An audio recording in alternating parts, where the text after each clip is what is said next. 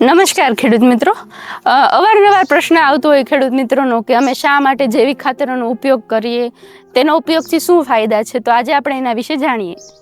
તો ખેડૂત મિત્રો, રાસાયણિક ખાતરો અને જૈવિક ખાતરો વચ્ચેનો આપણે જો તફાવત જાણીએ, રાસાયણિક ખાતરો કે જેમાં આપણે રાસાયણિક તત્વો હોય છે કે જે આપણી જમીનમાં રહી આપણી જમીનને નુકસાન કરતા હોય છે, જ્યારે જૈવિક ખાતરોમાં રહેલા જે તત્વો છે એ સૂક્ષ્મ જીવો છે અને એ સૂક્ષ્મ જીવોમાં બેક્ટેરિયા, ફૂગ એવું બધું હોય છે, તો જે આપણી જમીનમાં રહી સૂક્ષ્મ જીવોનો વધારો કરે છે અને એ પ્લસ આપણા પર્યાવરણને નુકસાન કરતા નથી.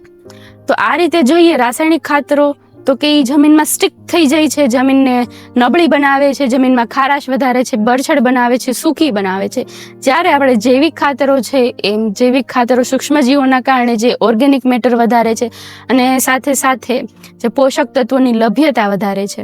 અને આમ જોઈએ ને તો રાસાયણિક અને જૈવિક ખાતરો વચ્ચેનો તફાવત છે ને તેથી કે તમે રાસાયણિક ખાતરો ના નાખો, રાસાયણિક ખાતરોની સાથે તમે જૈવિક ખાતરનો ઉપયોગ શરૂ કરો.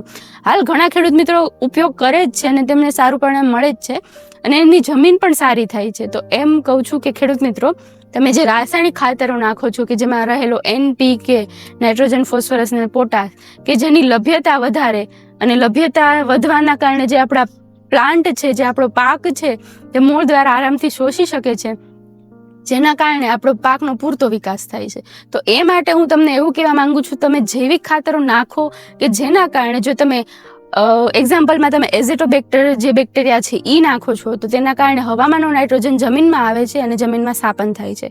પરંતુ જો તમે જે કઠોળ વર્ગના પાકો માટે નાઇટ્રોજનના સ્થાપન માટે જે જૈવિક ખાતરમાં આપણે આવે છે રાઇઝોબિયમનું કલ્ચર એ નાખો છો તો એના કારણે પણ જે હવામાંનું નાઇટ્રોજન છે એ જમીનમાં સ્થાપન થાય છે. તો આમ જૈવિક ખાતરમાં જે મેં તમને વાત કરી તો નાઇટ્રોજનનું સ્થાપન કરવામાં મદદ કરે છે.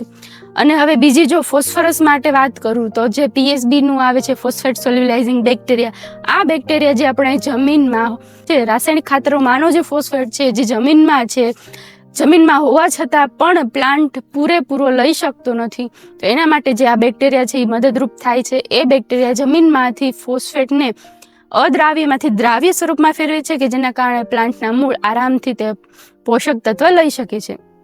તો આ થઈ મેં તમને ફોસ્ફરસની વાત કરી. તો આવી રીતે જૈવિક ખાતરો જે છે એ રાસાયણિક ખાતરો કરતાં કઈ રીતે અલગ કામ કરે છે અને એ બંને વચ્ચેના કન્ટેન્ટ કેવા અલગ છે અને એમના ફાયદા શું છે એના વિશે મેં તમને કીધું. અને આમ ખેડૂત મિત્રો, તમે વધુને વધુ જૈવિક ખાતરો વાપરો, જૈવિક ખાતરોના કારણે જે આપણા ઉત્પાદનમાં ફરક પડે છે તેના વિશે સમજો અને આનું મહત્વ સમજી તમે આનો ઉપયોગ કરો, એવું જ મારું જસ્ટ કહેવું છે.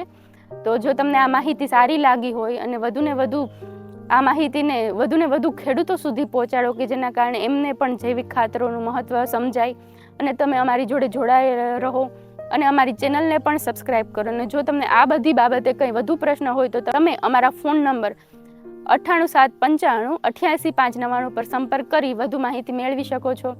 જય હિન્દ, ધન્યવાદ.